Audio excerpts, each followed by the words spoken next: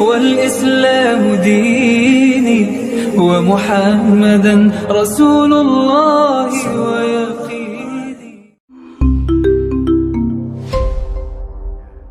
Apa itu? Yang pertama, tasfiyah. Ya, tasfiyah, pensucian jiwa. Yang kedua adalah tarbiyah. Tarbiyah itu pendidikan. Jadi dua poin ini kalau masing-masing individu mengamalkannya, tafsiyah pensucian jiwa dan tarbiyah pendidikan, itu insya Allah akan tegak. Meskipun negara tidak menegakkan syariat Islam, semua umat Islam menegakkan syariat masing-masing, insya Allah akan bermuara. Dari kecil akhirnya nanti akan bisa menjadi Masya Allah besar luar biasa. Baik, berikutnya yang ketiga,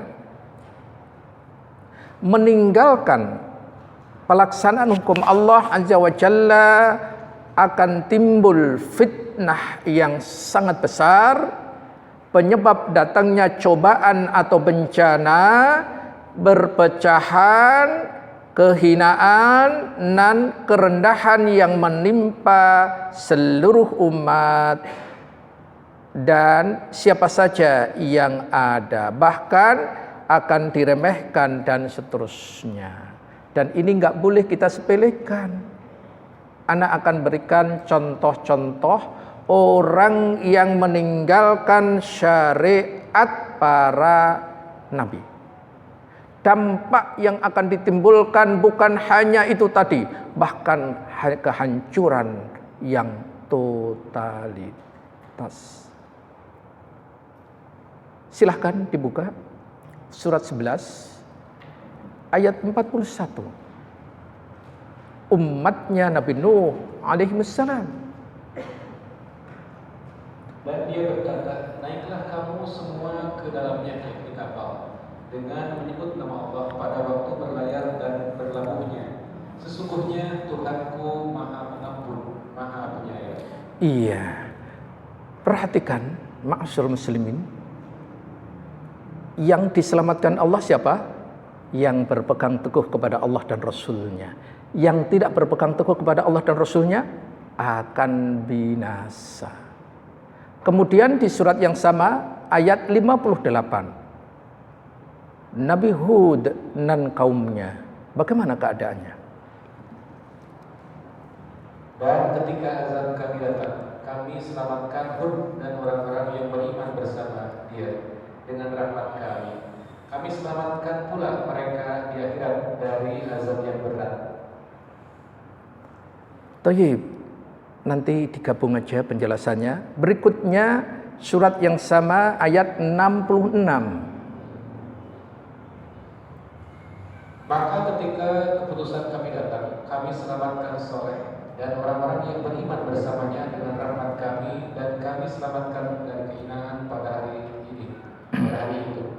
Sungguh Tuhanmu dan Maha Kuat, Maha Perkasa. Iya. Kemudian surat yang sama ayat 94.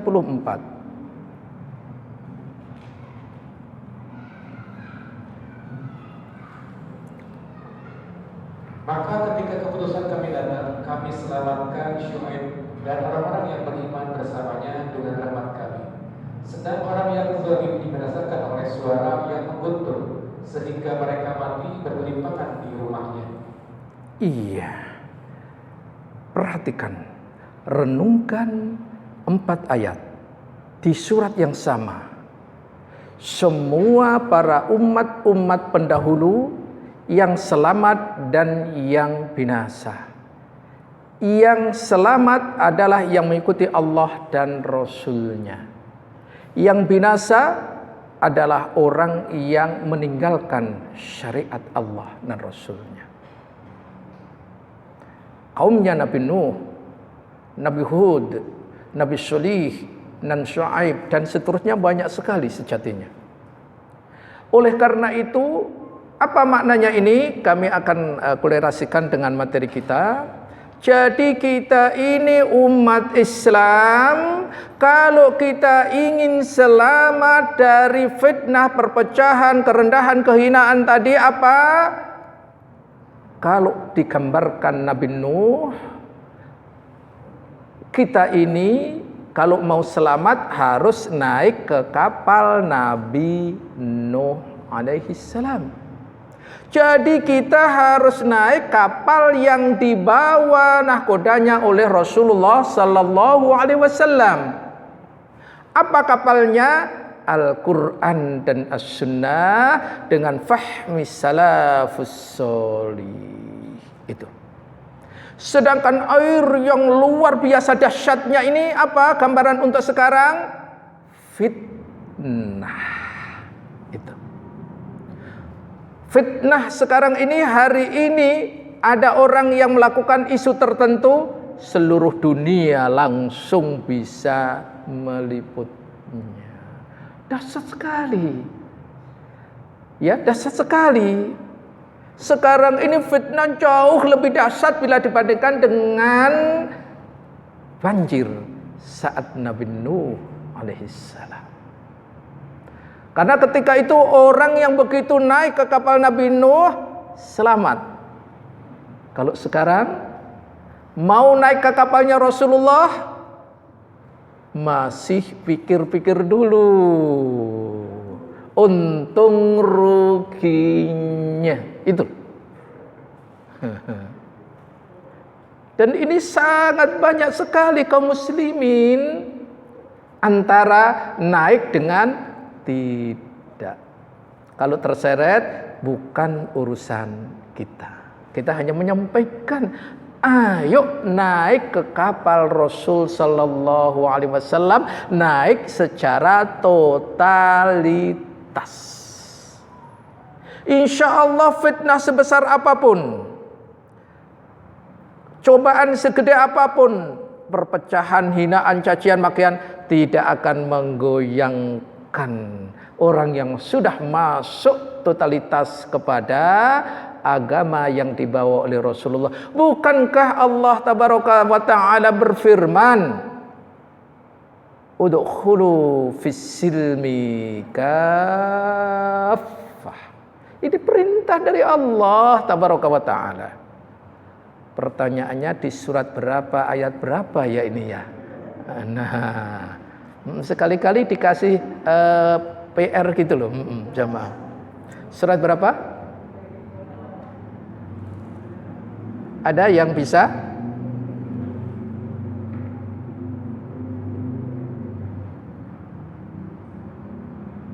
Baik, silahkan. Kalau nggak ada jawaban, berarti saya yang akan jawab, berarti saya pulang duluan. Surat 2 ayat 208.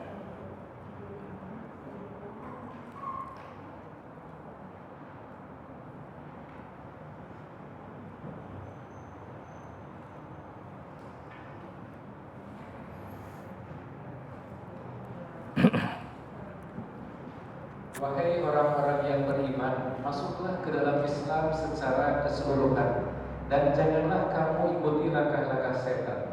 Sungguh ia musuh yang nyata bagimu. Iya. Kenapa perintah Allah masuk Islam secara keseluruhan kok diikuti jangan ikut langkah-langkah setan? Apa hubungannya ini? Mari kita lihat. Ketika itu Rasulullah sallallahu alaihi wasallam membuat satu garis lurus. Hadza shiratim mustaqim. Inilah jalan yang lurus. Ketika saya membuat garis ini, yang mengetahui siapa? Yang hadir di sini. Ketika Rasulullah membuat garis tadi, yang mengetahui siapa? Yang hadir saat itu. Siapa itu? Sahabat radhiyallahu anhum. Setelah itu Rasulullah membuat garis yang sama di kiri dan di kanan. Inilah jalan-jalan yang dibuat syaitan. Setiap ada pertigaan jalan, setan ada di situ, setan ada di situ, setan ada di situ. Akhirnya jalan itu dari satu menjadi banyak sekali. Dan ini afan terjadi di Islam. Itu. Maka setiap jalan ini tadi syaitan yang membuat mereka lebih lengah lagi, jauh lagi dari syariat. Maka untuk memurnikan ini kembali kepada siratal mustaqim, tidak ada kata lain tasfiyah nan tarbiyah. Sucikan pemahaman kita, ibadah kita, sikap dan perilaku kita. Sudahkah mana yang sesuai dengan syariat, mana yang tidak? Yang sudah sesuai dengan syariat, pegang teguh. Yang tidak sesuai dengan syariat, kita tinggalkan. Insya Allah pelan namun pasti, diikuti dengan sikap yang kedua, tarbiyah, diisi, ya, diberi ilmu, insya Allah pelan namun pasti. Sampai saat kita berjumpa dengan Allah, masih ada terus apa? Sikap perbaikan. Allah tidak melihat hasil, tapi Allah melihat proses menuju ke sana. Itu. Oleh karena itu, ma'asyarul muslimin, ana menghimbau kepada diri ana dan kepada jamaah, ayo terus belajar. Karena ini poin yang kedua tadi, tarbiyah tadi. Insya Allah ketika kita belajar, saya memegang prinsip salah satu Imam Asy-Syafi'i rahimahumullah. Beliau menyampaikan dengan ini bahasa yang sudah ana kemas, yang sudah saya kemas. Ilmu itu semakin kita pelajari, semakin mendekati titik maksimal seperti air baru keluar dari mata air itu. Jadi semakin kita belajar, berarti semakin mendekati dengan mata air itu tadi. Karena apa? Jarak antara kita dengan Rasulullah 14 abad. 1400. Bagaimana kita bisa bersih kembali kalau tanpa tasfiyah tadi? Maka jangan malu, jangan ragu kalau nggak sesuai dengan syariat, minta kepada Allah, ya Allah, hamba ingin menjadi seorang muslim yang kafah sesuai dengan firman-Mu. Bimbing hamba, tolong hamba, jaga hamba, pelihara hamba. Insya Allah Allah akan memeliharanya. Ma'asyarul muslimin. Dengan cara apa? Yang sudah benar kita istiqomah, yang sudah bisa kita jalankan, yang sudah mampu kita kerjakan. Satu. Insya Allah lama-lama akan kita menjadi lebih sempurna lagi. Ini poin ketiga. Meninggalkan pelaksanaan akan mendapat cobaan. Baik. Yang keempat, hukum ada 3 jenis.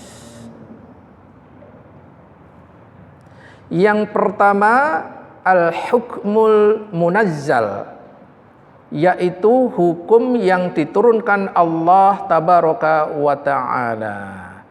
Ini adalah syariat Allah melalui 2 kitabnya atau firman Allah dan sabda Rasulnya sallallahu alaihi wasallam. Ini adalah kebenaran yang nyata. Kenapa kok ini kebenaran yang nyata? Adakah Allah punya sifat yang gak sempurna? Tidak ada. Lalu Rasulullah, bukankah manusia tidak ada yang sempurna? Jawabnya sahih. Tapi ingat, Rasulullah tidak pernah menyampaikan, Rasulullah tidak pernah melakukan, Rasulullah tidak pernah berbuat, terkecuali semuanya wahyu yang Allah wahyukan. Silahkan surat An-Najm, surat 53, ayat 1 sampai 4.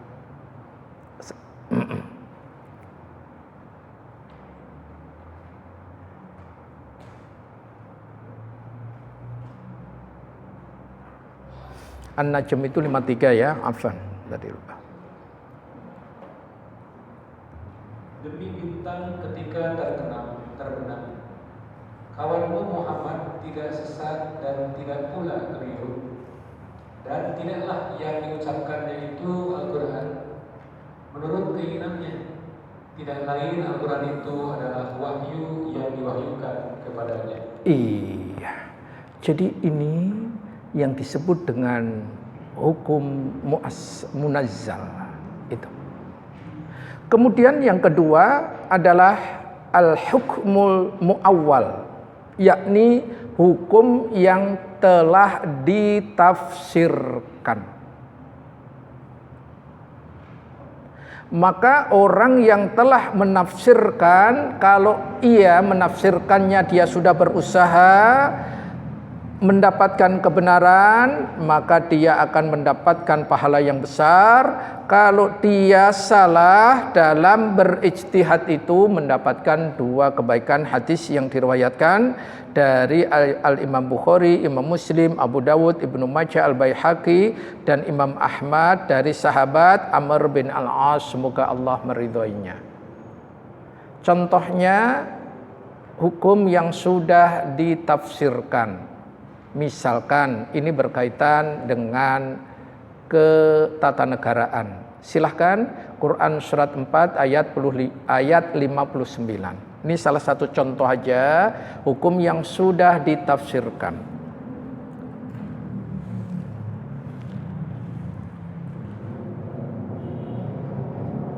Wahai orang-orang yang beriman, taatilah Allah dan taatilah Rasul Muhammad dan ulil amri atau pemegang kekuasaan di antara kalian.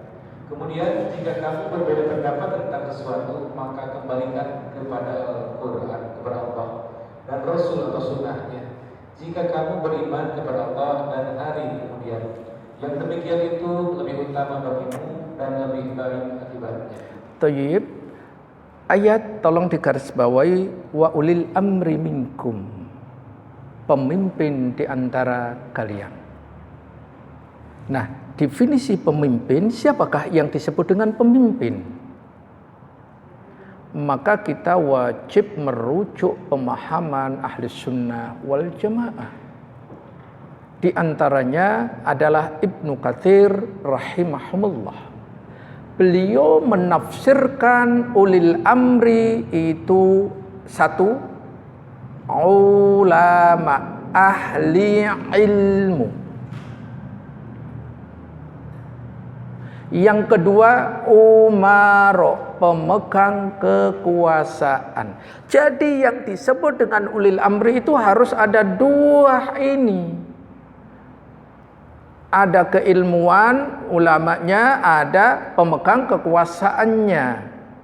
Jadi kalau begitu, dalam hal ini ulil amri yang dimaksud bukan hanya ketua organisasi. Jadi ketua organisasi itu tidak bisa disebut dengan ulil amri karena nggak punya kekuasaan. Maka yang disebut dengan ulil amri di Indonesia adalah presiden dan MUI. Maka seharusnya yang benar MUI datang ke presiden atau presiden datang ke MUI. Yang benar loh ini. Iya, kami nggak menyalahkan ibu-ibu, bapak-bapak, hadirin yang jawab loh ya. Direkam lagi ya kan, ada buktinya. Ini kemahiran ustadznya. Baik, kalau begitu mari kita perhatikan. Berkaitan dengan ini, siapa yang memberontak pemimpin yang sah tidak termasuk cara ahlus sunnah wal jamaah. Haram namanya memberontak. Itu. Walaupun itu sudah turunan, ya penjelasannya, tetapi ini tetap kita akan patuhi. Maka insya Allah ya, orang yang sudah bermanhaj salafus solih yang sahih, insya Allah tidak akan turun jalan. Ya, saya tegaskan, tidak akan ikut-ikutan turun ke jalan. Itu. Baik, jangan terlalu dimasukkan ke dalam ini ya. Ini hanya datar-datar aja. Nanti kalau kajiannya sudah 30 tahun baru. Kemudian yang ketiga, al-hukmul mubaddal. Ya, apa itu hukum yang sudah dirubah? Maknanya berhukum dengan selain yang diturunkan Allah Azza wa Jalla, maka pelakunya tergolong 3, bisa kafir, bisa zalim, bisa fasik. Yang tadi Al-Imam Ibnu Jauzi telah memberikan gambaran yang jelas tadi, tapi kita akan rinci dengan yang lainnya. Baik, jadi orang yang tidak berhukum kepada Allah dianggap tadi kafir bila meyakini dengan kesadaran dan keilmuan bahwa hukum Allah sudah tidak relevan lagi, hukum Allah sudah kadaluarsa, hukum Allah sudah tidak pantas ditegakkan kembali, maka ini hukumnya kafir. Maka orang yang seperti ini, maka harus pemerintah dalam hal ini yang menegakkannya. Ya, sekali lagi, nggak boleh seorang muslim mengkafirkan saudaranya tanpa hujah. Bahasa sederhananya, orang itu boleh dihukumi kafir kalau seperti melihat sesuatu di siang hari, melihat matahari yang begitu terang, itu baru dikatakannya. Karena ini urusan hati. Yang mengetahui, meyakini tidaknya, kita secara zahir nggak bisa menghukumi. Rasulullah aja ketika ada perang, ada yang nggak ikut perang, datang setelah peperangan selesai, orang ini mengutarakan pendapatnya secara zahir, Rasulullah menerima kok. Masalah urusan batin itu dikembalikan kepada Allah. Lihat 3 kisah orang yang dihajar, yang sampai 50 hari, ya, Masya Allah, itu luar biasa. Kenapa? Dia nggak mau bohong terhadap dirinya, dia ngomong apa adanya. Begitu ngomong jujur di hadapan Rasul, Allah menurunkan wahyu. Itu dihajar sampai 50 hari. Masya Allah. Kemudian yang kedua, orang yang tidak berhukum kepada hukum Allah, tapi masih ia meyakini hukum Allah yang terbaik, namun ia condong karena hawa nafsu, karena kedudukan, karena popularitas dan seterusnya. Tapi intinya masih meyakini syariat Islam, hukum Allah ini sebetulnya adalah lebih agung, lebih mulia, maka ia terjatuh di antara satu di antara dua tadi, fasik dan zalim, seperti itu. Jelas ya, ma'asyiral muslimin, biar kita tidak simpang siur lagi. Thayyib, yang kelima, keadaan orang yang menghukumi dengan selain hukum yang diturunkan Allah tabaraka wa ta'ala. Tadi telah disebutkan, jika ia meninggalkan hukum Allah Azza wa Jalla dengan menganggap halal perbuatan itu, atau karena memandang bahwa dibebaskan memilih di antara masalah ini, atau berpendapat hukum Allah Subhanahu wa Ta'ala tidak layak untuk mengurusi problem dari masyarakat, atau lebih tepatnya hukum selain Allah lebih baik bagi mereka, maka dia kafir atau keluar dari agama dengan terpenuhi syarat-syaratnya dan tidak ada penghalang. Walaupun tadi disebut dengan kafir, bila syarat-syaratnya itu terpenuhi dan tidak ada penghalang. Apa syaratnya ini? Ini, tolong. Syarat yang pertama adalah mengetahui dengan jelas. Ini syaratnya. Yang kedua, dilakukan dengan sengaja. Yang ketiga, tidak ada paksaan. Maka jika ada 3 syarat terpenuhi ini, maka ia kafir. Tapi kafirnya pun ya kufrun ala kufrin, ini tadi. Di bawahnya orang yang kafir. Sedangkan penghalangnya apa? Intifa'ul mawani, atau tidak ada penghalang yang menjadikan hukum kafir itu, yaitu kebalikan dari 3 syarat di atas. Pertama, jika orang ini melakukannya karena tidak mengetahui. Yang kedua, tidak disengaja. Yang ketiga, karena dipaksa, maka dia tidak jatuh kepada kafir. Penjelasan ini diambil dalam kitab Mujma' Masail Iman wal Kufrin Al-Ilmiyah fi Usulin Aqidah As-Salafiyah halaman 28 sampai 39. Dan Fatwa Majmu' Fatawa juz 12 halaman 498. Ini jadi jelas kita nggak boleh sembarangan umat Islam dikatakan kafir dan seterusnya. Kemudian berikutnya yang tidak kalah pentingnya, terakhir yang ke-6. Apa itu? Usaha untuk menegakkan syariat Allah Subhanahu wa ta'ala di negeri yang syariat itu tidak diterapkan, ya lebih tepatnya seperti di Indonesia gitu. Dan upaya untuk memulai kembali kehidupan secara Islami di atas manhaj nubuwah yang mempersatukan kaum muslimin dan mempertautkan kalimat mereka dan seterusnya. Apa itu? Bagaimana? Karena jamnya sudah mendekati. Kalau live itu nggak boleh ditambah-tambah.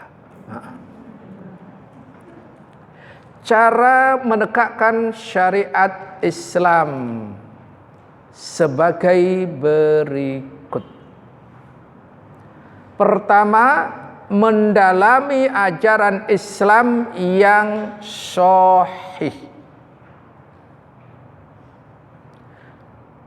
Kemudian mengamalkannya. Berikutnya mendakwahkannya. Dimulai dari siapa? Diri kita, lingkungan keluarga kita, masyarakat kita, dan akhirnya nanti berbangsa dan bernegara. Itu langkah pertama. Contohnya gimana mendalami ajaran Islam? Contohnya yang pertama, yang kita pelajari itu, yang kita ketahui itu Islam yang kafah tadi. Islam yang mana? Siapa yang tahu Islam yang kafah itu? Islam yang kafah itu, manusia yang paling kafah adalah Rasulullah sallallahu alaihi wasallam. Adapun Rasulullah Allah gambarkan, silahkan surat Al-Fat ayat 29. Nanti Islam yang kafah seperti apa? Nanti akan jawab di ayat tersebut. Silahkan akhi, surat Al-Fat, surat 48 ayat ke-29.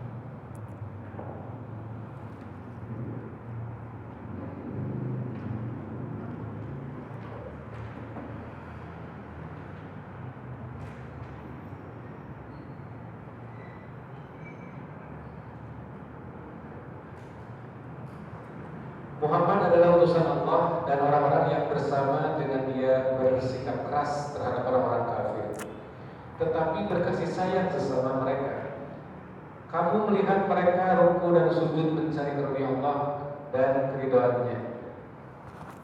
Pada waktu mereka tampak tanda-tanda bekas sujud, pada wajah mereka tampak bekas-bekas sujud.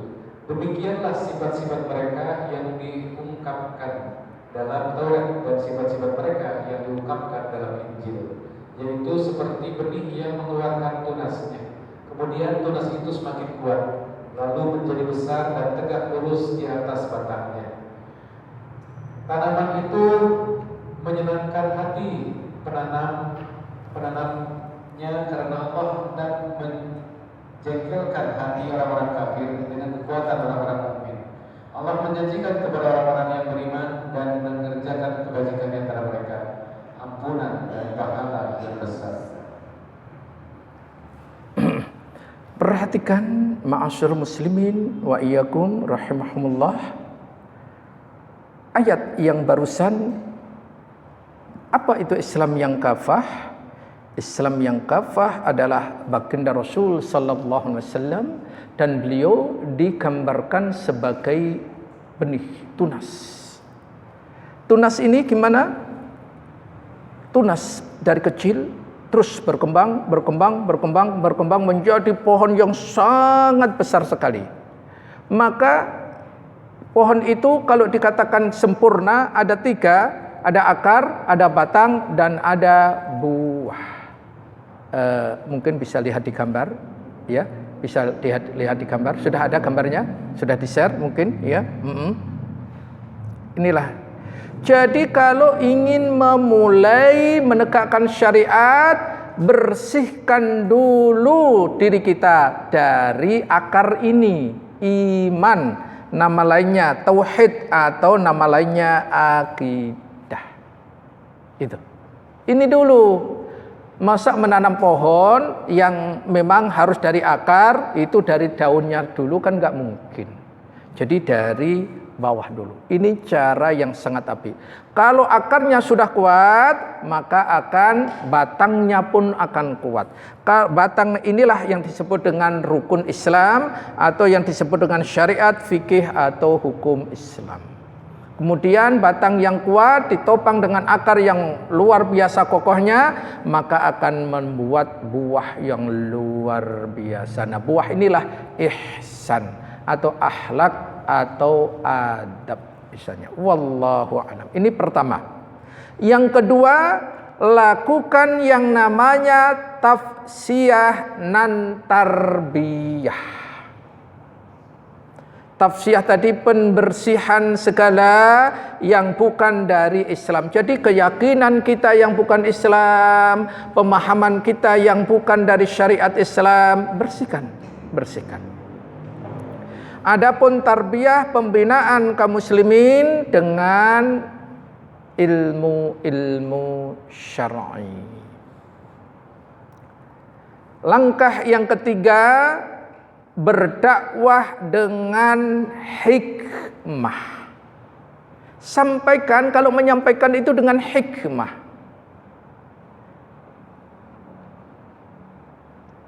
Baik, bagaimana cara dakwah dengan bil hikmah? Mari kita perhatikan surat 16 ayat 125.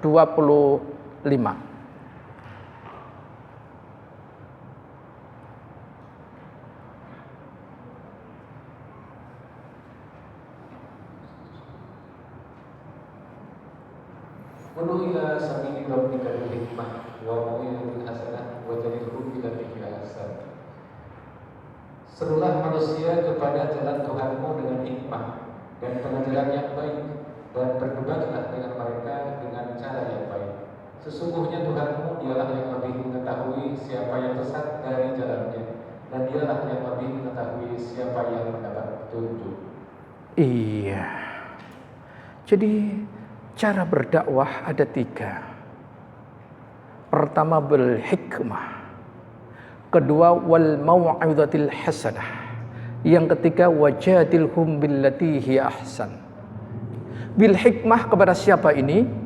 Wal mau'izatil hasanah untuk siapa? Dan wajadilhum bi ihsan dengan siapa ini? Yang pertama bil hikmah itu untuk orang yang betul-betul ingin mendapatkan ilmu, karena dia sadar dia ilmunya kurang, dia ingin belajar, maka kewajiban kita adalah bil hikmah. Kemudian wal mau'izatil hasanah, yang kedua ini apa? Yang kedua ini ma'asyiral muslimin, dia taunya hanya kulit-kulitnya saja, tetapi begitu kita kasih tahu, kita ngasih taunya 1, dia jawabnya 10. Nah, itu harus dengan apa? Wal mau'izatil hasanah. Nasihat yang baik itu apa? Tidak ada nasihat yang terbaik kecuali merujuk kepada bertakwa kepada Allah dengan takwa yang sebenar-benarnya. Silahkan surat 3 ayat 102.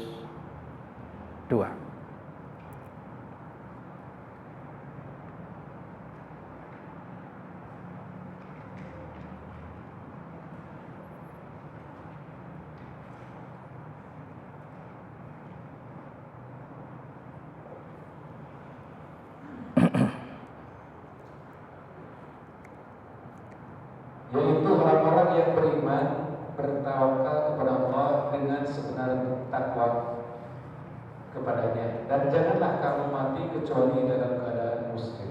Iya. Jadi ya ayyuhalladzina amanu ittaqullaha haqqa tuqatih wa la tamutunna illa wa antum muslimun. Jadi inilah nasihat yang terbaik. Ajak kepada ketakwaan.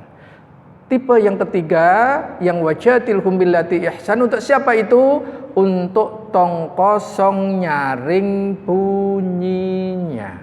Itu. Menghadapi tong kosong nyaring bunyinya, kita harus tahu dalil dan rujukan yang jelas. Memahami permasalahan itu dengan jelas. Pertama itu. Yang kedua, orang ini dilihat dulu, ingin mencari kebenaran atau mencari pembenaran. Kalau ingin mencari kebenaran, lanjutkan. Tapi kalau ingin mencari pembenaran diri, tinggalkan. Islam melarang debat kusir. Itu. Jadi kita jelas cara kita menegakkan syariat itu. Inilah 4 langkah di antara sekian banyak, karena keterbatasan waktu dan seterusnya. Afwan, minta maaf yang sebesar-besarnya, dan mari kita akhiri. Subhanakallahumma wa bihamdika asyhadu an la ilaha illa anta astaghfiruka wa atubu ilaik. Wa sallallahu ala nabiyyina Muhammad wa ala alihi wa sahbihi wasallam, wa akhiru da'wana anil hamdulillahi rabbil alamin. Wassalamu alaikum warahmatullahi wabarakatuh.